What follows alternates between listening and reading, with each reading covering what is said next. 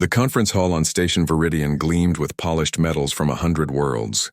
Representatives from across the Galactic Council filled the massive chamber, their varied forms creating a tapestry of colors and shapes. Some floated in containment fields, others stood on multiple legs, and a few existed as pure energy contained within crystalline matrices. Among them sat the humans, a relatively new species to the galactic community, still learning the complex dance of interstellar politics. General Marcus Thorne represented Earth's military interests. His gray hair and weathered face told stories of countless battles, but his eyes remained sharp and calculating. He sat beside Ambassador Chen, reviewing data on a holographic display that showed troop movements near the contested border zone. The Krillian Empire had been pushing boundaries for months, testing the resolve of the Council's peacekeeping forces. The Krillians were an insectoid race, standing nearly 8 feet tall with chitinous armor that could deflect most energy weapons. Their compound eyes saw across multiple spectrums, and their warrior caste had conquered 17 systems before joining the Council. They viewed most other species as soft, weak, beneath their notice. Humans, coming from a world they dismissed as a light-gravity paradise, earned particular contempt. Commander Zhathik of the Krillian delegation rose from his seat. His mandibles clicked in what passed for their version of laughter. The translation device rendered his speech into standard galactic common. The Council wastes time with these border disputes. My people have claimed those systems through right of strength. If Earth's representatives believe they can contest this claim, perhaps their general would care to address the warrior caste directly.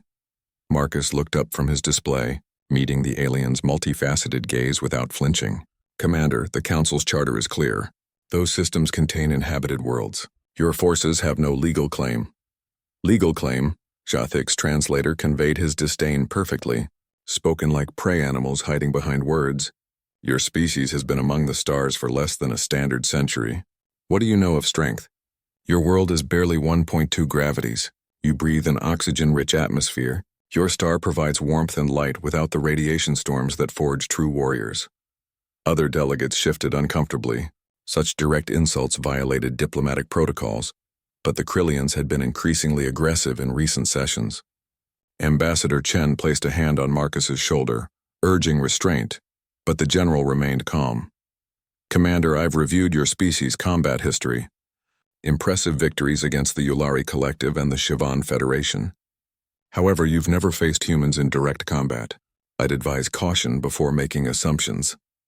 Zhathik moved down from his platform with surprising speed. His 4 legs carried him to the human delegation in seconds. The Krillian towered over Marcus even when the general stood. Security personnel from various species tensed, hands moving toward weapons they weren't supposed to carry in council chambers. Assumptions? The insectoid's voice resonated with challenge. Your people come from a world where nothing threatens you. No predators capable of piercing your soft skin, no environmental hazards that test survival every day.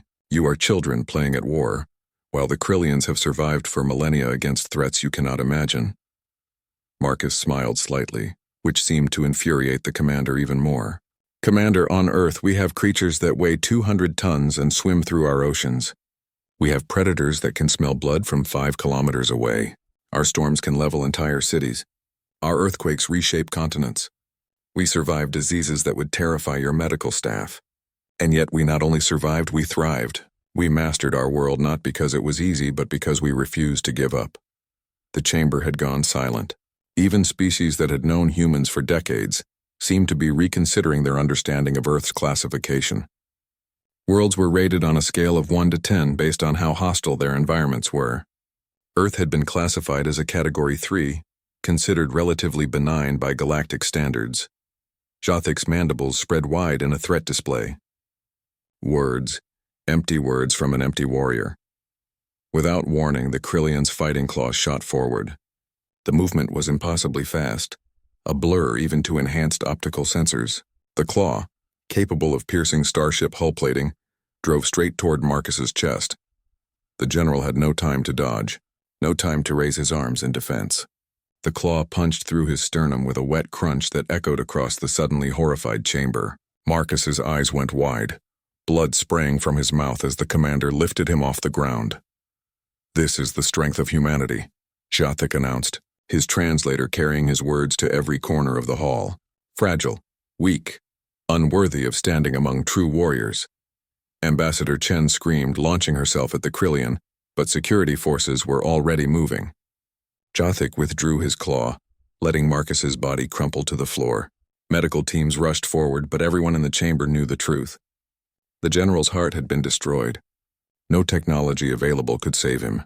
The Krillian commander stood over the body, ichor dripping from his claw. "Let this be a lesson to all species that think words and laws can replace true strength. The Krillian Empire takes what it wants. We answer to no council. We bow to no authority but power itself."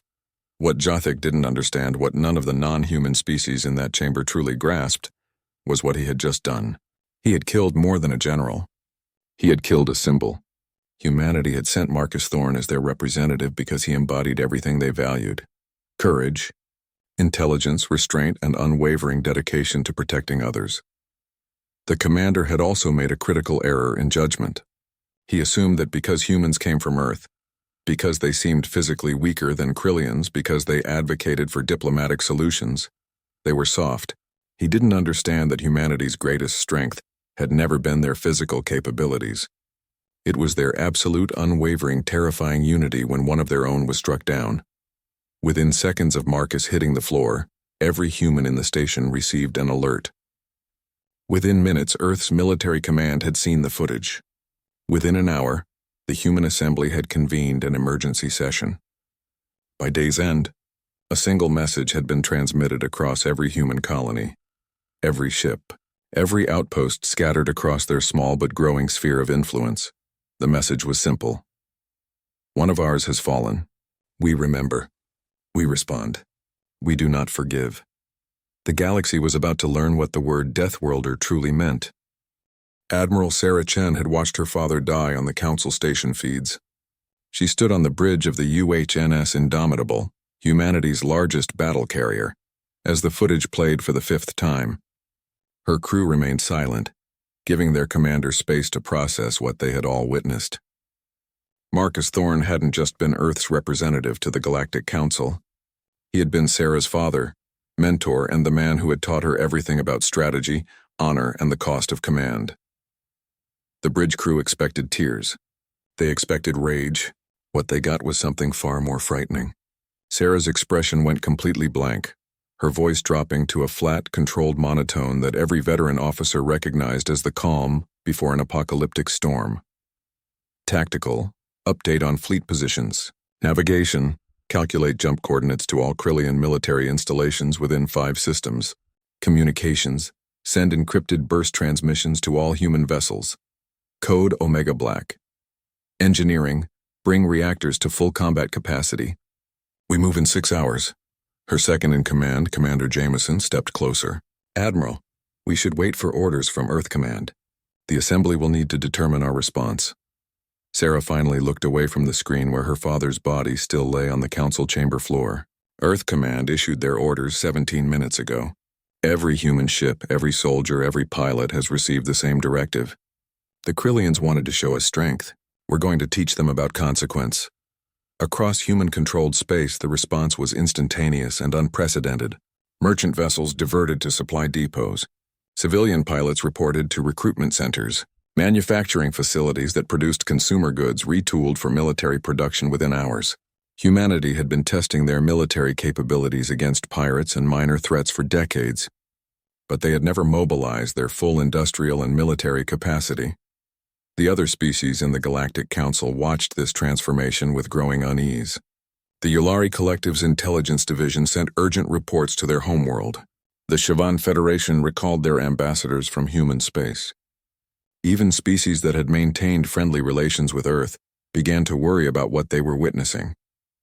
On Earth itself, the Human Assembly met in emergency session. Holographic representatives from every colony world filled the chamber. The debate lasted less than an hour. The vote was unanimous. Humanity would respond to the murder of their general with overwhelming force. Ambassador General Liu Feng addressed the assembly with words that would be recorded in every history database across known space. "For decades we have been the newcomers, the young species learning the rules of a galaxy that existed long before we reached the stars. We accepted being underestimated. We tolerated condescension from species that viewed us as children. We built relationships based on respect and mutual benefit. Today, the Krillian Empire has shown us that our restraint was mistaken for weakness. They have learned that destroying one human life has united 8 billion voices in a single response. Never again. The Krillian Empire initially dismissed the human mobilization as posturing. Commander Jatik himself appeared on galactic news networks, his translator conveying smug satisfaction. Let the Deathworld children come. We have crushed species far more advanced than these primitives. Their threats mean nothing to warriors who have conquered 17 systems. What Jatik failed to understand was the fundamental difference between human warfare and Krillian conquest. The Krillians fought for territory and resources. They conquered for pride and expansion. Humans, when truly provoked, fought for something far more dangerous: principle and retribution. Admiral Chen's fleet arrived at the Krillian border outpost of Karvik exactly 6 hours and 14 minutes after her father's murder. The station was a massive military installation, home to 3 full warrior battalions and a defensive fleet of 47 warships. It had never been successfully attacked in its 200-year history. The human fleet numbered only 23 ships. The Krillian commander, war leader Thrixol, laughed when his sensors identified the approaching force. He opened a communication channel, expecting negotiations or perhaps a formal challenge according to the ancient warrior codes his people followed. Instead, Admiral Chen's face appeared on his screen. Her expression remained that same terrifying calm. War leader Thrixol, I am transmitting coordinates for evacuation of all non-combatants from your station. You have 30 minutes. Thrixol's mandibles clattered in amusement. You think we fear your pathetic fleet? We outnumber you 2 to 1. Our shields can withstand any weapon in your arsenal. Retreat now, and perhaps the Krillian Empire will show mercy to your foolish species. Sarah didn't argue. She didn't threaten. She simply said, 30 minutes. Use them wisely. Then she closed the channel. The Krillian commander did not order an evacuation. He believed his station to be impregnable. His defensive fleet moved into attack formation, ready to demonstrate Krillian superiority once again. They had studied human ship capabilities, knew the yield of their weapons, understood their tactical doctrines. What they didn't know was that humans had been holding back. Every engagement with pirates, every skirmish with raiders, every recorded battle had shown only a fraction of what human military technology could achieve. Earth's military strategists had learned from history that revealing your full capabilities before necessary was tactical suicide. 29 minutes later, Admiral Chen gave a single order. All ships, execute Protocol Deathworld. The Krillian sensors detected massive power surges from every human vessel simultaneously. Then the humans opened fire, and the universe changed. Human railguns didn't fire the standard tungsten rounds other species used. They fired depleted uranium penetrators wrapped in graviton shells that punched through Krillian shields like they didn't exist. Human missiles didn't carry conventional warheads. They carried something humans had discovered in their violent history: fusion-initiated antimatter charges. The first volley killed 19 Krillian ships in 3 seconds. The second volley breached Karvik Station's hull in 17 places. The third volley targeted the station's reactor core with precision that shouldn't have been possible at that range. War leader Thrixol watched his entire defensive fleet evaporate in less than a minute. His station, the unconquerable fortress, was dying around him. He managed to send one transmission before the reactor went critical. What are you? Admiral Chen's response was simple. We're humans, and you just learned why Earth is classified as a death world. The station's destruction could be seen from 3 systems away. When the fusion reactor detonated combined with the antimatter residue from human weapons, it created a brief artificial star. The explosion served as both a tactical victory and a strategic message. Humanity was done being underestimated. The war had only just begun. The Krillian High Command convened on their homeworld of Karzon 3 days after the destruction of their border fortress. The council chamber was carved from living stone, its walls inscribed with the names of 1,000 conquered worlds. Supreme War Leader Kazarath sat at the head of a massive table, made from the hull of the first alien ship his ancestors had destroyed. Holographic displays showed the complete annihilation of Karvik Station. Battle analysts had reviewed the footage hundreds of times, trying to understand how a species they had dismissed as weak had destroyed a military installation that had stood for 2 centuries. The answer disturbed them more than the defeat itself. They were holding back, senior tactician Vixra reported, her antennae trembling with barely suppressed anxiety. Every engagement we studied, every battle record we accessed, showed human weapons operating at approximately 40% of their actual capability. They deliberately concealed their true military strength. Kazarath's mandibles ground together in frustration. Deception is the tactic of prey animals, not warriors. They dishonor themselves with such cowardice? With respect, Supreme Leader, Vixra continued, their deception was strategically brilliant. We based our entire threat assessment on incomplete data. They allowed us to underestimate them, then struck with overwhelming force when we could not adapt. This is not cowardice. This is sophisticated military strategy. The Supreme War Leader refused to accept this analysis. The Krillian Empire had built its reputation on direct confrontation and superior force. Their warrior culture valued strength and aggression above all else. To acknowledge that these soft-skinned mammals from a low-gravity world had outmaneuvered them was unthinkable. We will crush them, Kazarath declared. Mobilize the 4th and 7th battle fleets. 200 warships will remind these humans of their place in the galactic hierarchy. We will reduce their colonies to ash and force Earth itself to surrender. The fleet deployment began immediately. Krillian military doctrine emphasized massive, overwhelming force. They would not repeat the mistake of Karvik. This time, they would show humanity the full might of an empire that had conquered 17 systems. What the Krillians didn't understand was that humans had been studying them just as carefully. Every Krillian battle record, every tactical manual, every strategic doctrine had been analyzed by Earth's military intelligence. Humans knew exactly how the Krillians would respond to the destruction of their border station. Admiral Chen predicted the Krillian fleet composition with 97% accuracy. She knew they would send overwhelming numbers because that's what their warrior culture demanded. She also knew their tactics would follow traditional patterns because innovation wasn't valued in their rigid military hierarchy. The human fleet waiting at the colony world of New Vancouver numbered 42 ships. Against 200 Krillian vessels, it looked like a suicide mission.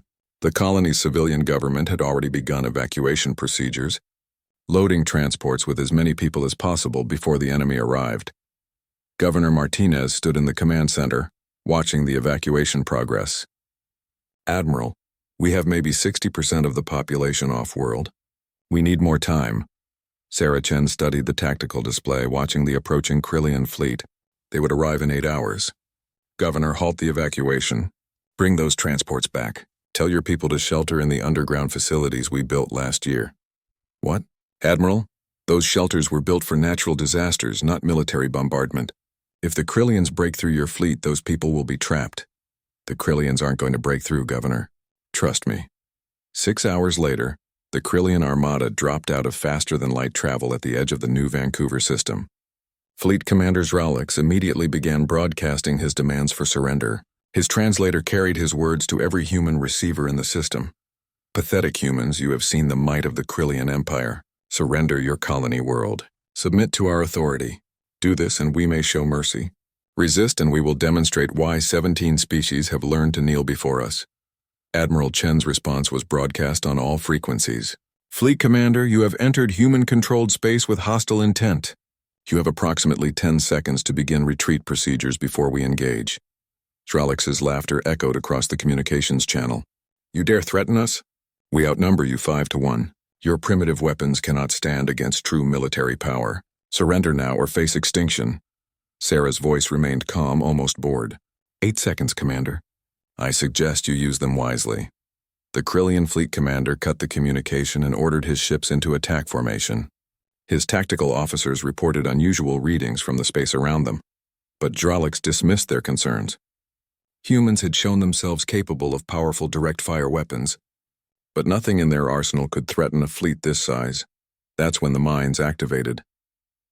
Humans had spent the last 2 months seeding the outer New Vancouver system with millions of stealth mines. Each one was smaller than a human fist, coated in materials that absorbed sensor waves instead of reflecting them. The Krillians had jumped directly into the middle of the largest minefield ever deployed in galactic history. The mines didn't explode conventionally.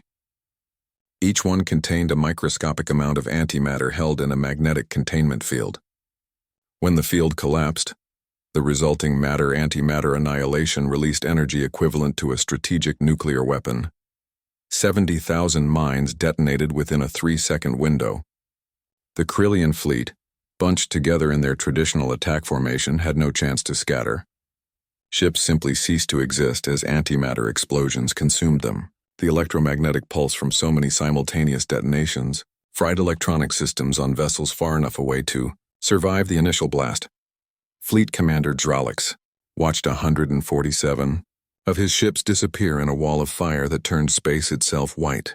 The remaining vessels, their systems damaged and crews in shock, tried desperately to retreat. But human ships were already moving in, their weapons fully charged. The battle lasted 11 minutes. Not a single Krillian vessel escaped. Admiral Chen's fleet suffered minor damage to 3 ships with no casualties. The human admiral broadcast one final message that was recorded and transmitted across the entire galaxy. "This is Admiral Sarah Chen of Earth's United Fleet. We did not seek this conflict. We did not desire war, but make no mistake. Humanity will defend its people with every weapon at our disposal. We are done being underestimated. We are done accepting disrespect. And we are done tolerating aggression." The Krillian Empire murdered General Marcus Thorne in a chamber of peace. That murder has consequences. This is only the beginning. Across the galaxy, species that had dismissed humans as insignificant newcomers began to reassess their positions. The Yulari Collective immediately opened diplomatic channels, offering support for humanity's position. The Shivan Federation declared neutrality and closed their borders to Krillian vessels. On Karzone, Supreme War Leader Kazarath watched the destruction of his fleet with growing horror. For the first time in Krillian history, doubt crept into his compound eyes. These humans, these supposedly weak creatures from their gentle world, had just destroyed the largest military force the Krillian Empire had assembled in decades. But pride and warrior culture ran deep in Krillian blood. Kazarath could not admit defeat, could not acknowledge that his species had made a catastrophic error in judgment. Instead, he made the decision that would seal his empire's fate. He ordered total war. Every Krillian world would mobilize. Every warrior would be called to service. They would gather the largest armada in their history and crush humanity once and for all. The Krillians still didn't understand what they were facing. They thought they were fighting another species over territory and honor. They didn't realize they were fighting Deathworlders who had learned one lesson throughout their bloody history. When someone threatens your home, you don't just fight to win. You fight to make absolutely certain they never threaten anyone again. The war changed everything. Within weeks, the entire galactic community had chosen sides or declared neutrality. Most species watched from the sidelines, unwilling to involve themselves in what had become a conflict between two fundamentally different philosophies of power and survival. The Krillian Empire mobilized every resource at their disposal. Conscription took millions of warriors from their 17 conquered systems. Shipyards worked around the clock, producing vessels at a rate that strained their entire industrial capacity. Supreme War Leader Kazarath demanded nothing less than complete victory, broadcasting speeches that promised the total annihilation of humanity. On Earth, the response was quieter, but far more effective. Humans didn't make grand speeches about crushing their enemies. They simply went to work. Every factory, every laboratory, every mine that could contribute to the war effort was mobilized with an efficiency that shocked observers from other species. Dr. Jennifer Park stood in a laboratory beneath the Gobi Desert, surrounded by equipment that hadn't existed 6 months ago. Her team had been tasked with solving a single problem: how to end the war quickly with minimal human casualties. The solution they developed would change warfare forever. "The prototype is ready for testing," she informed Admiral Chen via secure channel. "But I need to be clear about what we've created. This goes beyond anything we've deployed before. Once we use this, there's no putting the genie back in the bottle." Sarah understood the implications. "Doctor, how many human lives will it save?" "Conservatively, millions. Maybe tens of millions if the Krillians continue their current trajectory. Then we proceed. Schedule the test for 48 hours from now." I want full data before we deploy it in combat. The test took place in an uninhabited system far from any colonized worlds. A single human ship, the UHNS Prometheus, entered the system carrying Dr. Park's weapon. The target was a massive asteroid, similar in size and composition to a typical Krillian military station. Dr. Park personally oversaw the activation sequence. The weapon itself looked deceptively simple, a cylindrical device about 3 meters long covered in cooling systems and graviton emitters. When activated, it didn't fire a beam or launch a missile. Instead, it created a microscopic artificial singularity, held stable for exactly 2.3 seconds before being allowed to collapse. The effect was devastating. The asteroid didn't explode. It was simply erased from existence, converted to energy by gravitational forces beyond anything natural in the universe. The energy release was detectable from 3 systems away. Admiral Chen watched the test results with mixed emotions. Humanity now possessed the power to eliminate entire planets if necessary. It was a terrible responsibility, but she understood the strategic reality. The Krillians only respected overwhelming force. They had to be shown that continued aggression would result in consequences their species could not survive. The Krillian war fleet, now numbering over 500 vessels, advanced toward the human core worlds. Their strategy was brutally simple: destroy every human colony they encountered, forcing Earth to surrender or watch their people die world by world. They reached the colony of New Harmony first. The planet was primarily agricultural, home to 3 million civilians and only minimal defensive installations. The Krillian fleet commander, war leader Thixaron, demanded surrender. When the colonial government refused, he ordered orbital bombardment. What the Krillians didn't know was that New Harmony had been evacuated 2 weeks earlier. Every civilian had been moved to defensive positions deep underground or evacuated to safer systems. The colony that appeared on their sensors was a carefully maintained illusion, generated by thousands of holographic projectors and automated systems. When the bombardment began, Admiral Chen's fleet dropped out of faster-than-light travel at the system's edge. But they didn't immediately engage. Instead, Sarah opened a communication channel that was broadcast to every ship in the Krillian fleet and simultaneously transmitted to the Krillian homeworld. War leader Thixaron, I am offering you one chance to withdraw, not because we fear your fleet, but because what comes next cannot be undone. You have 60 seconds to begin retreat procedures, Thixaron responded with contempt. Your threats are meaningless, human. We outnumber you 10 to 1. Today your species learns the price of defying the Krillian Empire. Sarah's expression remained neutral. You were warned. Remember that. She turned to her weapons officer. Deploy the singularity weapon. Target the lead battleship. The Prometheus, positioned at the rear of the human formation, activated Dr. Park's creation. A point of absolute darkness appeared directly in front of the largest Krillian vessel. For 2.3 seconds, the artificial singularity existed, its gravity well so powerful that it bent light itself. The Krillian battleship, a vessel that had survived 100 battles and carried a crew of 3,000 warriors, was torn apart at the molecular level. The singularity's gravity well was so intense that it pulled the ship in from all directions simultaneously, compressing matter beyond any natural limit before the device collapsed. When the singularity collapsed, the energy release was visible across the entire system. 27 additional Krillian ships, caught too close to the gravitational anomaly, were crippled by the shockwave. War leader Thixaron stared at his tactical display in absolute horror. His flagship, the pride of the Krillian Navy, had simply ceased to exist. No debris, no survivors, just empty space where a massive warship had been seconds before. All ships, retreat, he screamed into the communication system. Full emergency withdrawal. Move now! The Krillian fleet scattered in panic, abandoning their attack formation in desperate attempts to escape. Human ships pursued, but Admiral Chen ordered her forces not to fire. She wanted survivors. She wanted witnesses to carry the message back to the Krillian homeworld. 163 Krillian ships escaped New Harmony. 214 did not. But more important than the tactical victory was the psychological impact.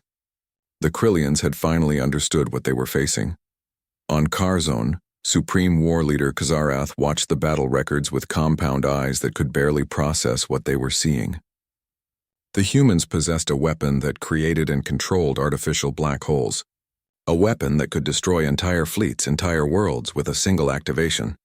For the first time in Krillian history, their ruling council felt genuine fear. They had picked a fight with a species they didn't understand, from a world whose dangers they had completely underestimated. They had assumed that because Earth's gravity was lower than Karzan's, its inhabitants must be weaker. They had assumed that because humans advocated for peace, they couldn't wage war effectively. They had been catastrophically wrong on every assumption. Emergency sessions were convened. Military advisors presented casualty projections if the war continued. Every simulation showed the same result: complete Krillian defeat within 6 months. The singularity weapon changed everything. Even if the humans only had a few such devices, they could eliminate every major Krillian military installation in their empire. But Khazarath refused to surrender. His pride, his warrior culture, his entire understanding of the universe couldn't accept defeat at the hands of species he still viewed as inferior. He made one final decision that would doom his people. He ordered an attack on Earth itself. If the Krillians couldn't win through conventional warfare, they would strike at humanity's homeworld. They would force surrender not through military victory, but through terror. They would show these Deathworlders that even powerful weapons couldn't protect their precious planet if the Krillians were willing to sacrifice everything. The decision was suicidal, strategically bankrupt, and driven by pride rather than rational military thinking. But it was made, and the orders were transmitted. The remaining Krillian fleet, nearly 300 ships, would make one desperate assault on Earth. They would either force humanity to surrender or die trying. Admiral Chen received intelligence about the planned attack from multiple sources. The Yulari Collective, who had been monitoring Krillian communications, sent urgent warnings. Even some Krillian military officers, appalled by their leader's decision, leaked information through covert channels. Sarah stood on the bridge of the Indomitable, reviewing the tactical data with her senior staff. Earth's defenses were formidable, but 300 warships attacking simultaneously would cause massive casualties, even if they were ultimately defeated. Commander Jameson voiced what everyone was thinking. They're going to force us to use the singularity weapon on their homeworld. They're going to make us commit genocide, and they'll use that to turn the rest of the galaxy against us. Admiral Chen shook her head. No, we're not going to destroy their homeworld. We're going to do something they'll never expect. She turned to her communications officer. Get me a direct channel to Supreme War Leader Khazarath. It's time we had a conversation about the future of his species. The communication request reached Karzan during a War Council meeting. Supreme War Leader Khazarath initially refused to accept it, but senior tactician Vixra convinced him otherwise. Understanding your enemy's mindset was basic military strategy, even if that enemy was about to be destroyed. Admiral Chen's face appeared on the holographic display. Behind her, the bridge of the Indomitable hummed with activity. Her expression showed none of the rage or hatred Khazarath expected. Instead, she looked almost sad. Supreme War Leader, we need to talk about the attack you're planning on Earth. Khazarath's mandibles clicked in what his translator rendered as harsh laughter. There is nothing to discuss, human. Your species has demonstrated powerful weapons, but you cannot stop 300 ships attacking simultaneously. Even your singularity devices need time to recharge. We will overwhelm your defenses through sheer numbers. You're right, Sarah admitted, which clearly surprised the Krillian commander.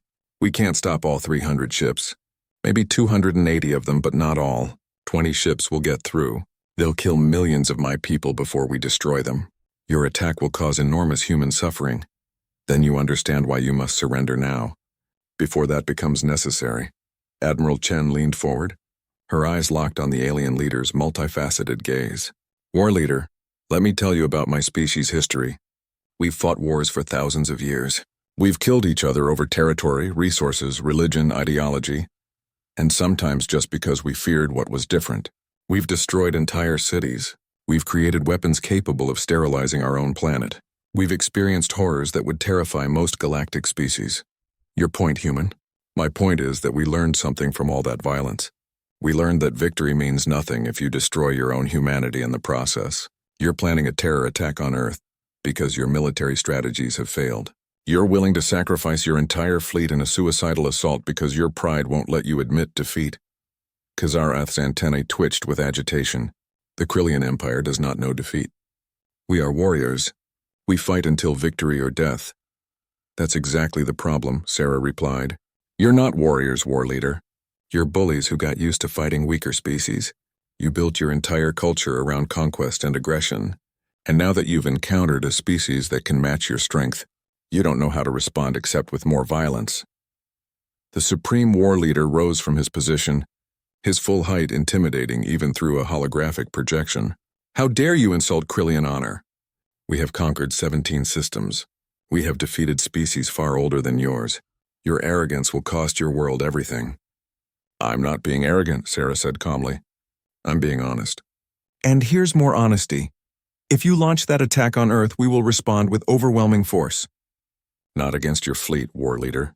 Against Karzon itself. We will use our singularity weapons on your homeworld, and your entire species will cease to exist within hours.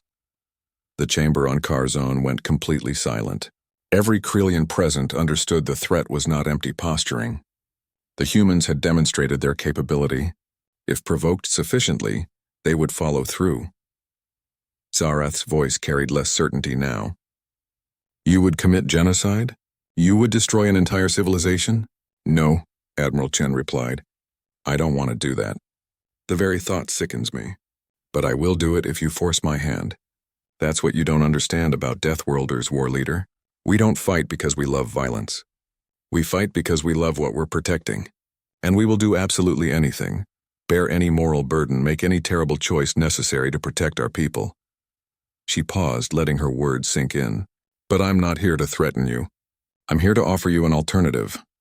Vixra stepped forward, her antennae quivering with interest. What alternative? Peace, real peace, not surrender. Here are my terms. Krillian forces withdraw from all contested systems. You release the populations of the 3 worlds you've occupied in the last decade. You pay reparations to the families of those killed at Karvik Station and New Harmony. In exchange, humanity agrees to a permanent ceasefire.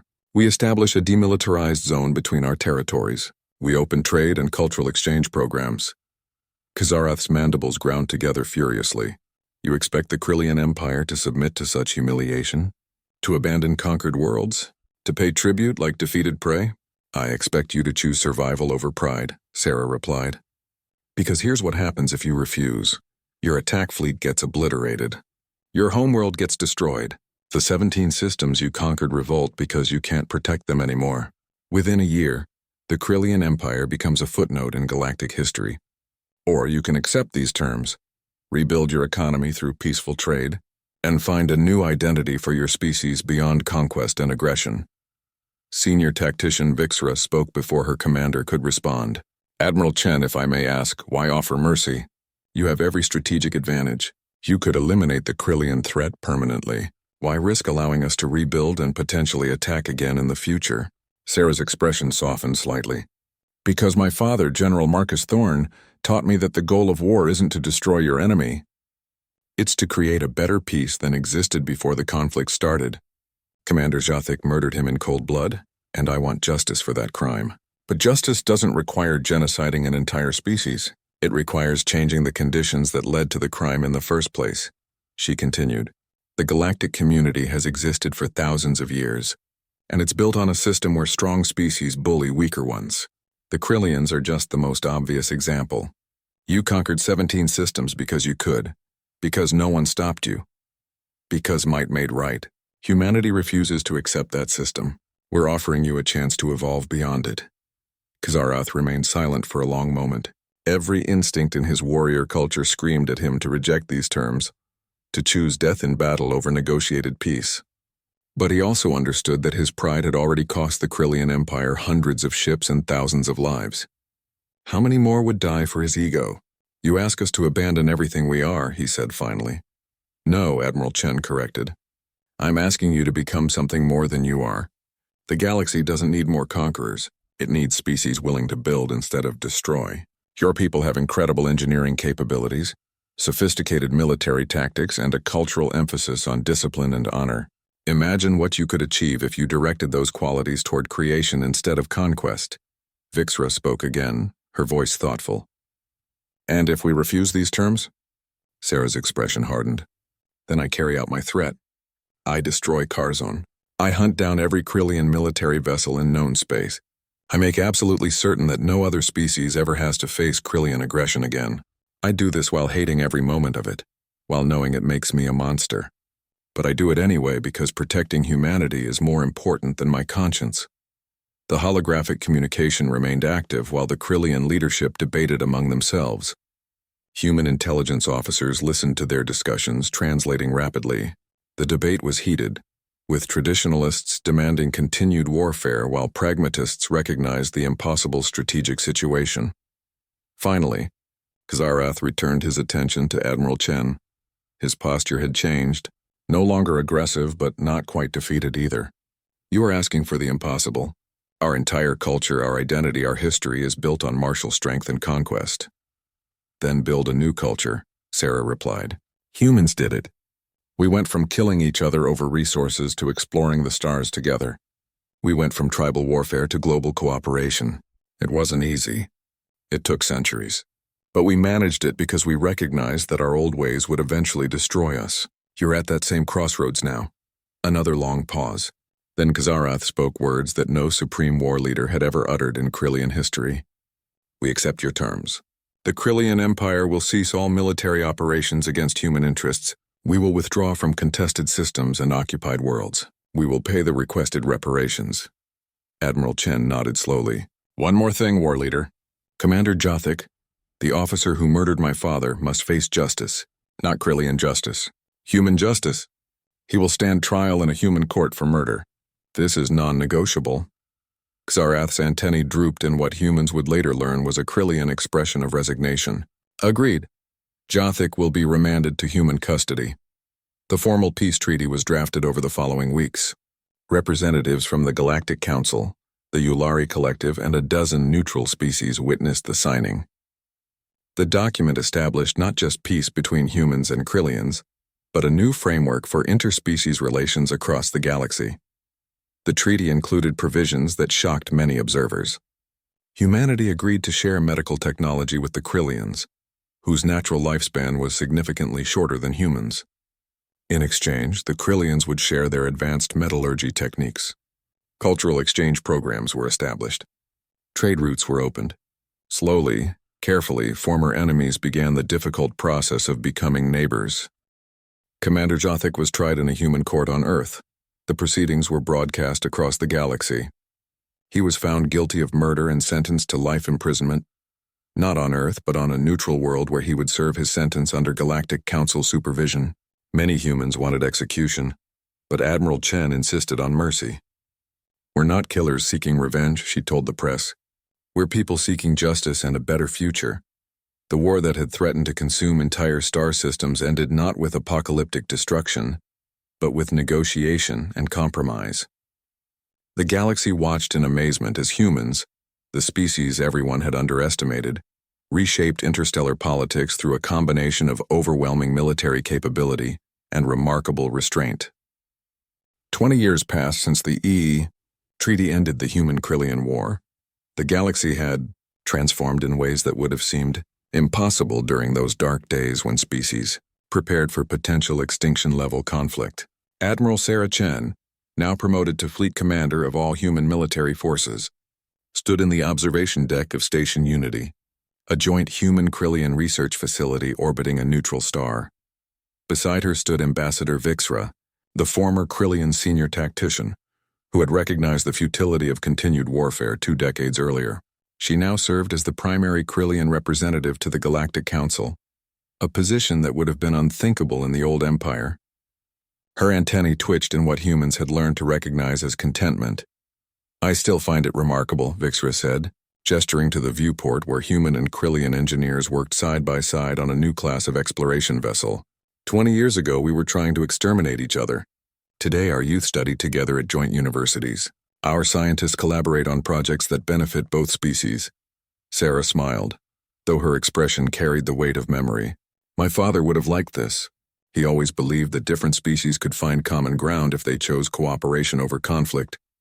General Thorne's death was the catalyst that changed everything, Vixra acknowledged. Though I wish the lesson hadn't required such sacrifice. The transformation hadn't been easy or immediate. The first 5 years after the treaty were marked by suspicion, occasional border incidents, and significant resistance from hardliners on both sides. Many humans wanted nothing to do with the species that had killed one of their heroes. Many Krillians resented what they viewed as humiliating defeat and forced cultural change. But leadership on both worlds remained committed to making peace work. Earth's government established scholarship programs for young Krillians to study human history, art, and philosophy. In return, human students learned about Krillian engineering, their complex social structures, and their rich if militaristic cultural heritage.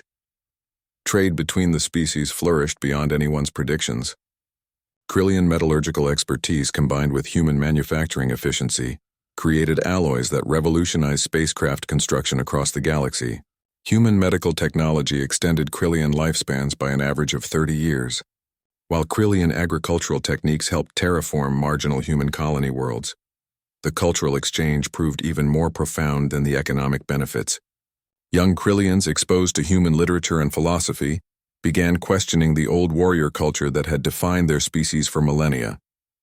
A reform movement emerged, led by those who had never experienced the brutal conquest campaigns of previous generations. They argued that strength could be measured in ways beyond military dominance. Similarly, humans learned from Krillian discipline and their emphasis on community responsibility. The individualism that sometimes fragmented human societies found balance in Krillian collective thinking.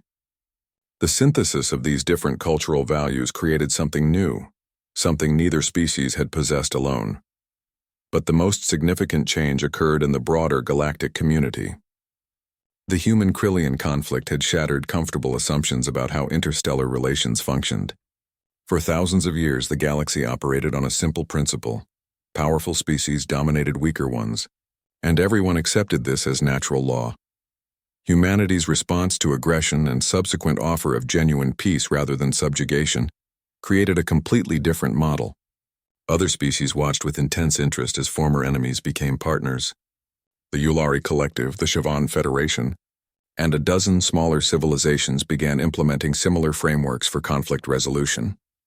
Fleet Commander Chen and Ambassador Vixra walked through the station's cultural center, where an exhibition showcased art from both species.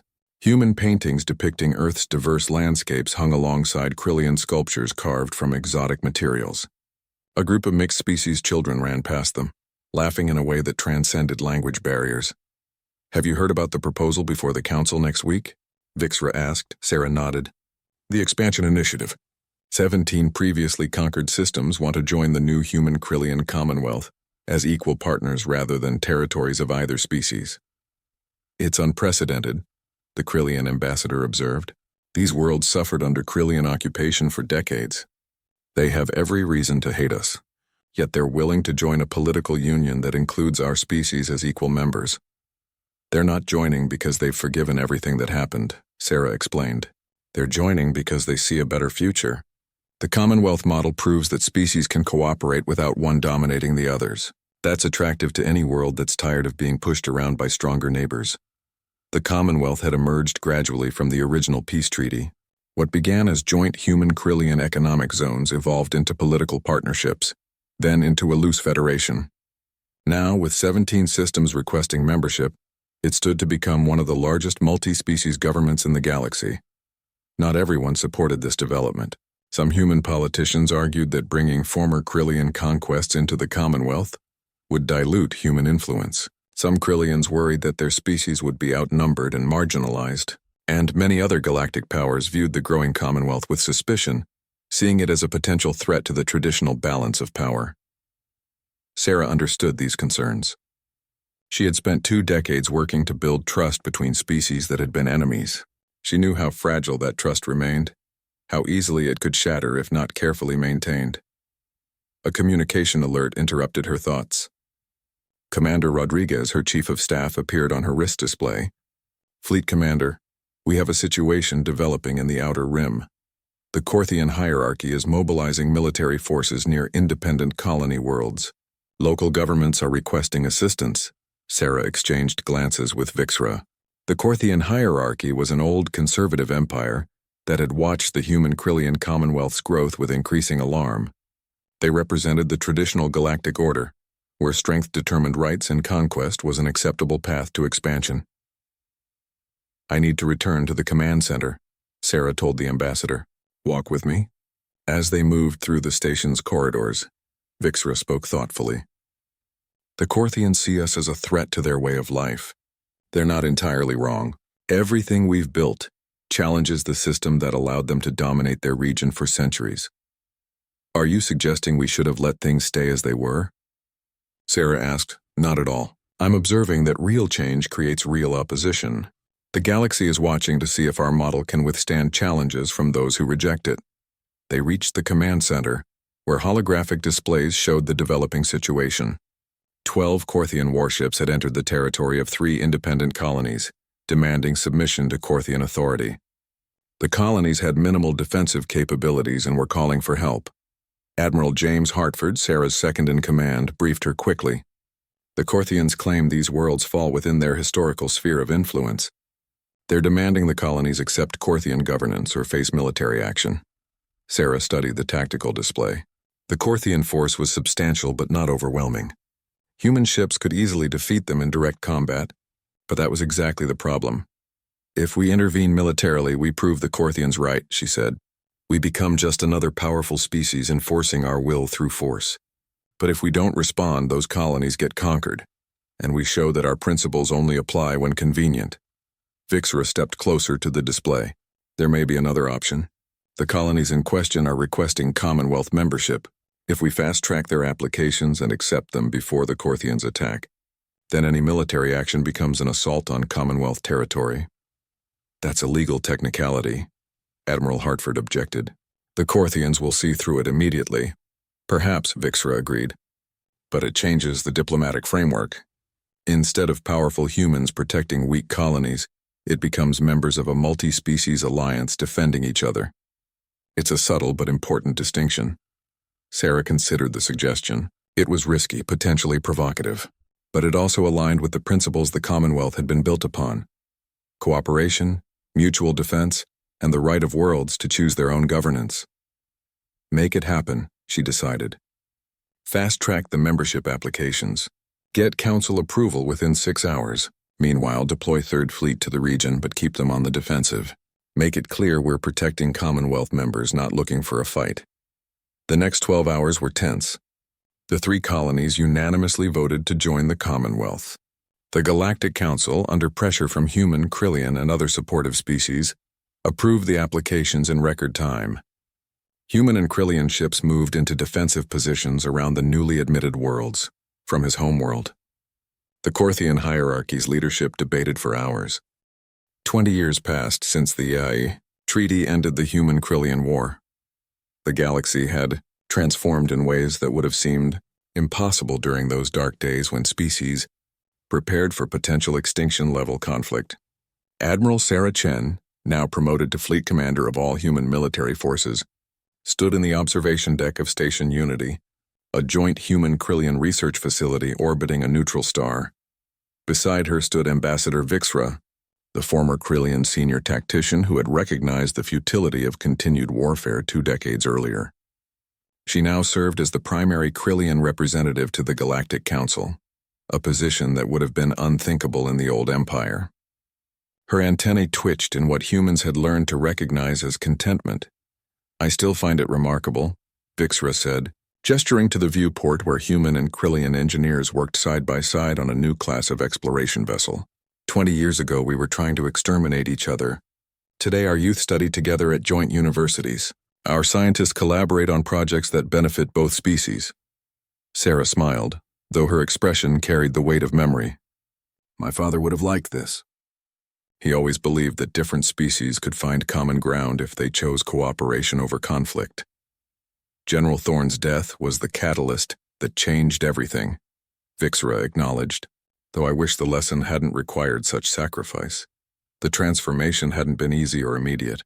The first 5 years after the treaty were marked by suspicion, occasional border incidents, and significant resistance from hardliners on both sides. Many humans wanted nothing to do with the species that had killed one of their heroes.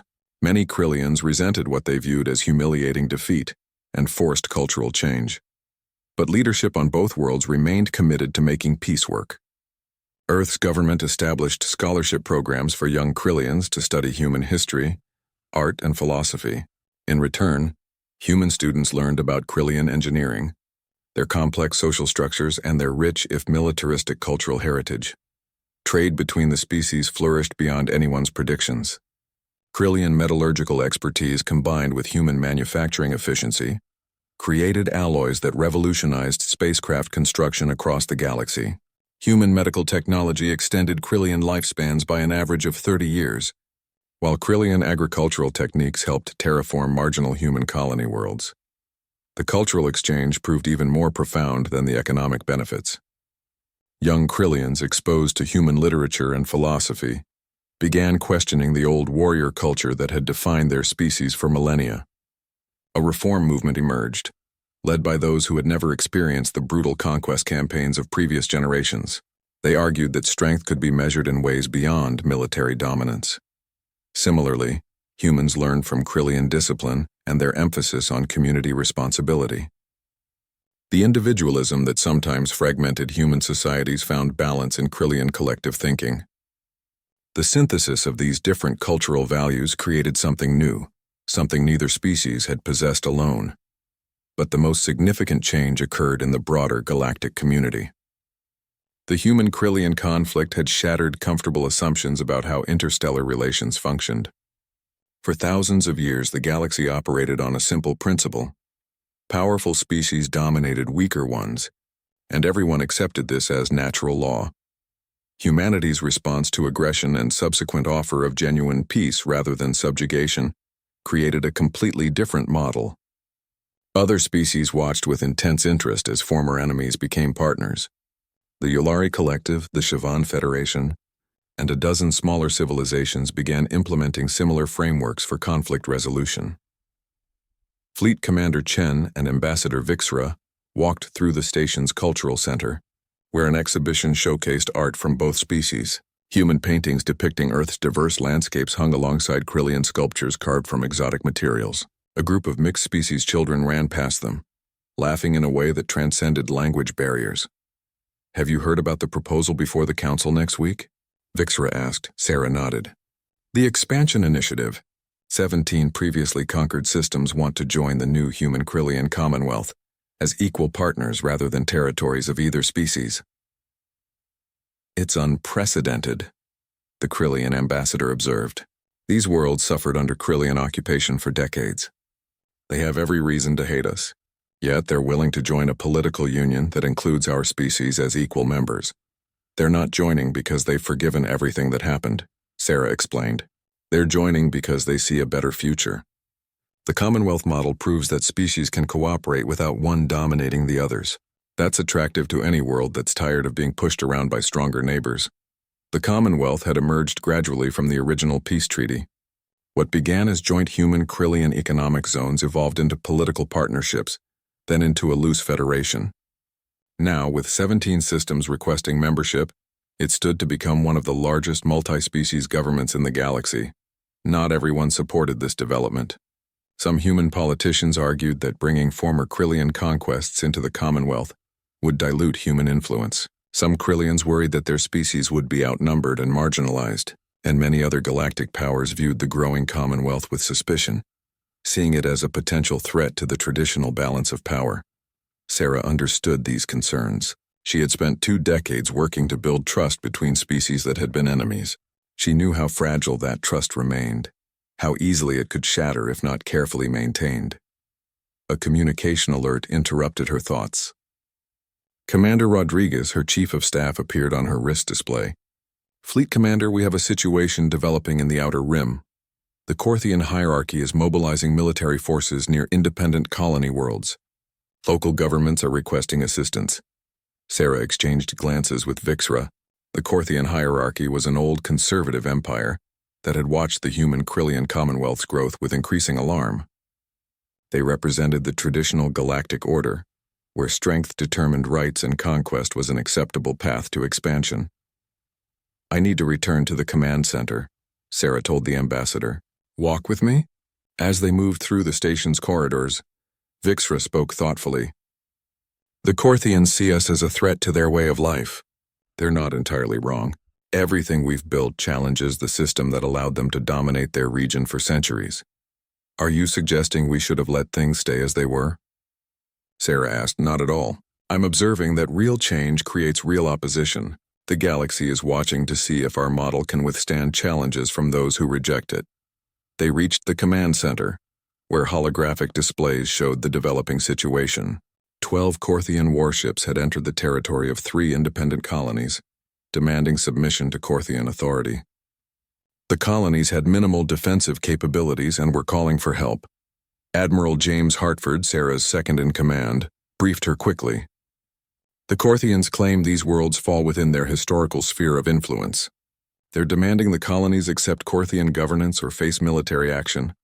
Sarah studied the tactical display. The Korthian force was substantial but not overwhelming. Human ships could easily defeat them in direct combat.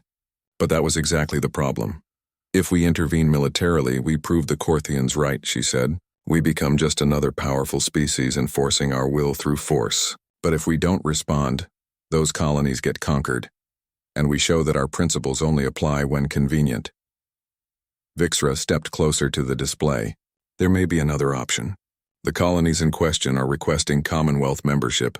If we fast-track their applications and accept them before the Korthians attack, then any military action becomes an assault on Commonwealth territory. That's a legal technicality, Admiral Hartford objected. The Korthians will see through it immediately. Perhaps, Vixra agreed. But it changes the diplomatic framework. Instead of powerful humans protecting weak colonies, it becomes members of a multi-species alliance defending each other. It's a subtle but important distinction. Sarah considered the suggestion. It was risky, potentially provocative, but it also aligned with the principles the Commonwealth had been built upon: cooperation, mutual defense, and the right of worlds to choose their own governance. Make it happen, she decided. Fast-track the membership applications. Get council approval within 6 hours. Meanwhile, deploy Third Fleet to the region, but keep them on the defensive. Make it clear we're protecting Commonwealth members, not looking for a fight. The next 12 hours were tense. The 3 colonies unanimously voted to join the Commonwealth. The Galactic Council, under pressure from human, Krillian, and other supportive species, approved the applications in record time. Human and Krillian ships moved into defensive positions around the newly admitted worlds. The Korthian fleet commander, faced with the prospect of attacking a recognized multi-species government rather than isolated colonies, requested instructions.